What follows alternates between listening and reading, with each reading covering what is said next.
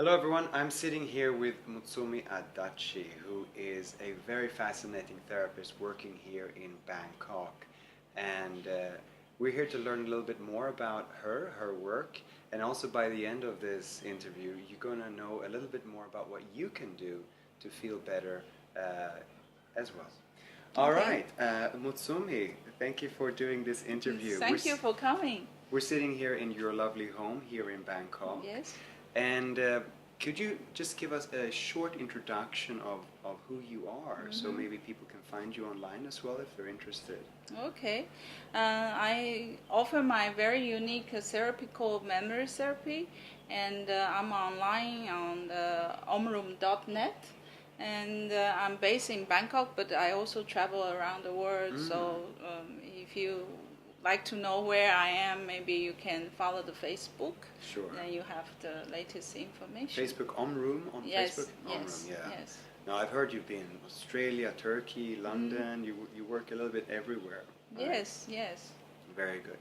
Now, this is the first question I always ask my friends who work in this field is what drew you to healing? What started this journey for you? I have a very strange way that I didn't decide to be a healer at first.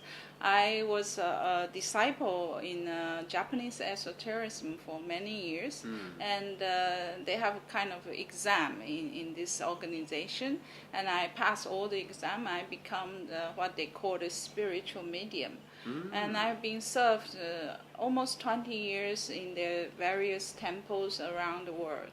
And so that also gave me a very basic and strong foundation about the intuition, which I appreciate a lot. And then after I have decided to leave this organization because that when there's a people, then there's different opinions, and I didn't want to be religious because I believe this method, this teaching should be open to all people around the world. Yeah. So that was the start of it. Yes, that was the start. You switched into Yes, something and then else.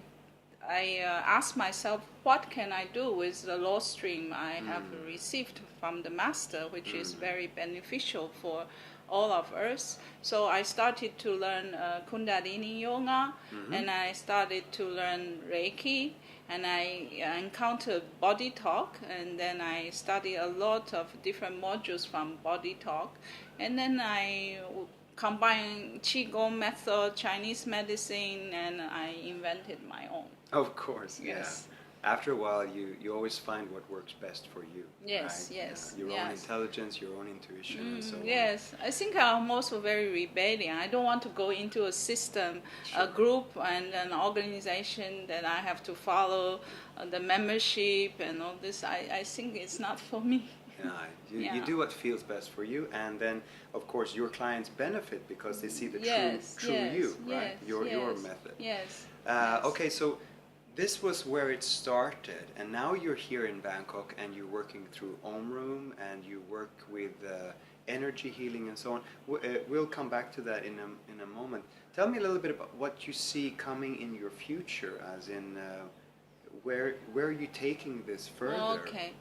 Okay, so of course, if you talk about Reiki, it's Usui Sensei, the founder of Reiki, founded Reiki. It was nearly 100 years ago. Yeah. So they still have these ideas of a human body, the physical body. But today we're talking about quantum theory, we're talking about vibration, and we talk about Nikola Tesla. And then we realize that we don't have only our physical body, we have the mental body, the spiritual body, and the etheric body. Yeah. So from the vibration point of view, I think it's a big breakthrough, and I see in the future maybe I don't even need to touch client like some people promoting energy healing, long distance healing. I think it will be the future. I see. Yeah. Okay. Now, whenever we talk about these kinds of things, the way energy healing, the question of spirituality always comes up. Yes. Would you mind sharing a little bit about your definition of spirituality? Yes, spirituality. I think because more the science advance, more we understand why there's an exchange of energy. For example, I love a biologist from England. His name is Shedrick, and Rupert Shedrick, and he explains what is the phenomena of angel. Angel can appear everywhere. It's like quantum. It can appear everywhere, and when you observe it, that's where our prayer attend to the angel's level, the vibrational level. Then the angel will appear. So there will be a lot of phenomenon like this, like the thunder, like Michelangelo's, like different god, and this is all what our mind observes. Then the quantum theory can appear there because it does exist, because it's our intention. This is interesting. It's a little.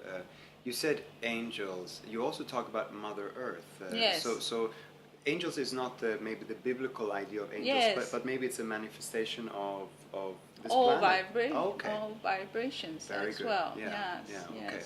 Yes, I do believe when we're tuning in with the vibration of Mother Earth and tuning in with the collective awareness, then we're very powerful. Yeah. Yeah. Now, you work with clients, don't you? Yes. Right. Can you tell me a little bit about your work, maybe here in Bangkok or around the world? Could you tell me a little bit about a session, just a short... Okay. I think most of the clients, they come to me, either they have back pains or backache, or they also feel stress, and lots of people came to see me insomnia, or the parents bring their children because the children become violent or they don't want to study at school. So these are the manifestation of this blockage of the energy. Right. Yes. Yeah. So. Okay. And when you work with a client, so you work with these kinds of clients, and when you work with a client, what is a session regularly? Do you do maybe half hour or an hour, or and what happens in a session? Could you tell us a little bit about that? Yes. The first session of the memory therapy is longer than an hour. It can be 75 minutes to 90 minutes. Right. If there's a physical pain, then I will at the end use cranial sacral therapy or some osteopath physical movement. Right. But how I started, okay, I will start with kinesiology, the muscle test to get into their memory. So starting from emotion, I always taste people from what they feel. From emotion, then you can get into age, event, related person, what things happen, and then they will go back to that memory, and it's like a holographic universe. They go back to that moment, they retrieve the memory, and then the body can register the change in the shift, and they can release that. And I also use a set of biosonic fork that was designed according to the 12 Chinese meridian. And once you detect where the trauma or the stress were stored, then you can release that from that meridian. Fair enough. Yeah. I understand. So, basically, very much like any other therapist that I know who is very successful, you use what works, right? Yes. You don't feel that limited by sticking to one method, but no.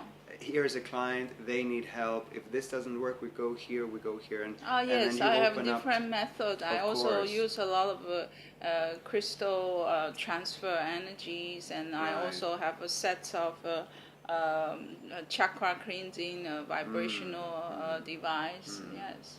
So tell me about some of your most positive experiences working with a client. You know, maybe you take someone from not knowing what to do with their lives, or not knowing where to go, and then they're set on their path and they're free, they feel better. Mm-hmm. You know, tell me about some of your positive experiences. The positive experience, mostly the clients came to see me, I don't want to say 99%, but probably 90%. They all feel that they're not good enough, they don't deserve a good life, and they're not happy because they believe they don't have the possibility to create a better life. Right. So I think I've encouraged a lot of people to see life from a different perspective.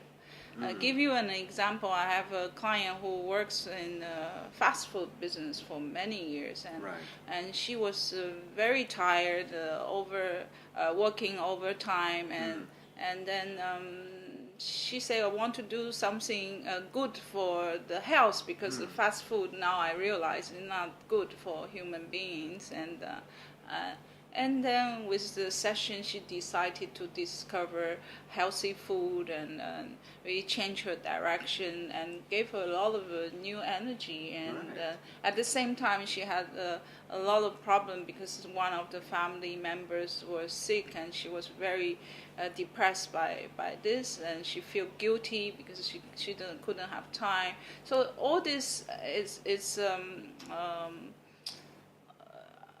some turning point. If you see things positively, then everything become positive, and you can project a much more healthier and positive life. I think what I'm proud of is I always give people some positivity that they can always go on and see things. Now, in any kind of therapy, I understand this too from my work, is that positive expectancy is so important. Yes, you know, exactly. to believe in the future. Yes, yes. Do self-affirmation is very essential. Sure. Yes. Have that in your mind at all times, to feel that you are worth something. Yes, you are worthy. Yeah. Yes, yeah. Starting from myself, because I started healing after retirement age, and I was always asking myself, am I good enough? But and all this information I get from my intuition, is it true? But once you let go, then it just flows. It's wonderful. Yeah. Now, are there any misconceptions that exist, you think, about healing, about therapy, about your kind of therapy as well? Are there any people come to you and they're maybe worried about something, but yes. Yeah. Yes, could you tell me a little bit about that? I think I don't want to attack Reiki, because it's historically Reiki really let us understand what is energy. But like when you're doing Reiki, you have to start protecting yourself, doing symbols and all this. Once you think that you need to be protected, you put yourself in an inferior position, and you cannot tune in really with the vibration of the client. And I was criticized by some people, and they say, how can you ask your student to put hands on a sick person? They have to protect themselves. My theory is that when during the healing, I'm not a healer. I'm just a conduct, and I bring that connection with Mother Earth and then collective awareness and cosmic energy. So there is no separation. This is what I really want to emphasize if I teach. It's that you're not a healer. There's no ego. Energy just come into you, and then you express love and compassion to the client. That's all you need. And you're not healing only the client. You're also healing yourself. Because you are the mirror of that experience, and you can feel their pain. You can feel their suffering, and it's that moment that the energy will shift. So you don't need to protect yourself in a way. So you talk about, perhaps, like you said earlier, perhaps in the future there are better ways of healing from a distance, but the way that you work, and you find it very powerful, is to actually touch your client. Maybe shoulders, or maybe because the head. it's more like people our mind is not that open yet. We still value the touch. So touching is very important. Right. But I think in the future, I did a lot of long distance healing on Skype sessions, and sometimes it works even better than touching them. But it's the heart to heart connection which is important. And All right, that's very, very good. Now, finally, like we promised in the beginning here, Yes. could you tell us 3 things that you can share about healing that people can apply to their own lives? Yes.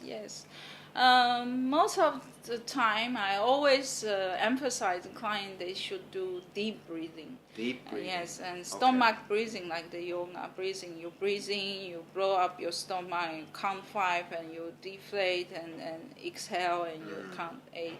And with the intent that all the unnecessary energy going through your spine, going to your feet, and exhale, going out.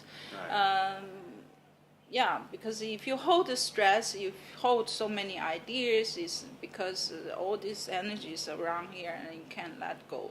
And it's like Qigong, everything is circulation, is vibration, so everything needs to have a movement.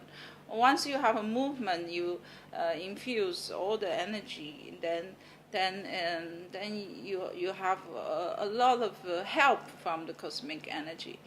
That's why, for example, the Egyptians emphasized the connection with the pineal gland. And with the breathing, you can really reactive your third eye, your pineal gland.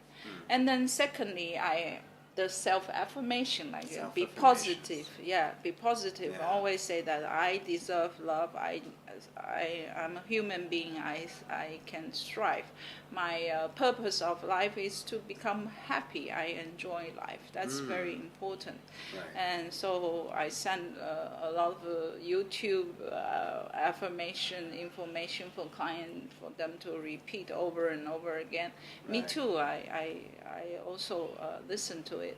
And then the third thing is exercise. Exercise is really the key because energy, you need to move. If energy is stagnant, then you're sick, you get disease.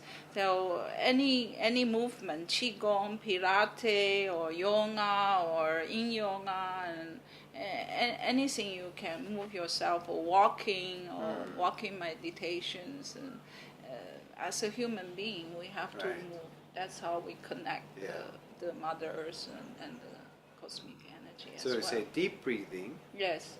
Deep breathing. Yes. Self-affirmation. Self-affirmations. And exercise. Exercise. And you also mentioned something that we've spoken about earlier. Spend more time in the sunshine. Yes, if you yes, can, right? yes. Because the sun, the ray of sun and the energy creates the magnetic fields of the Mother Earth, and some scientists even think that's the source of gravity.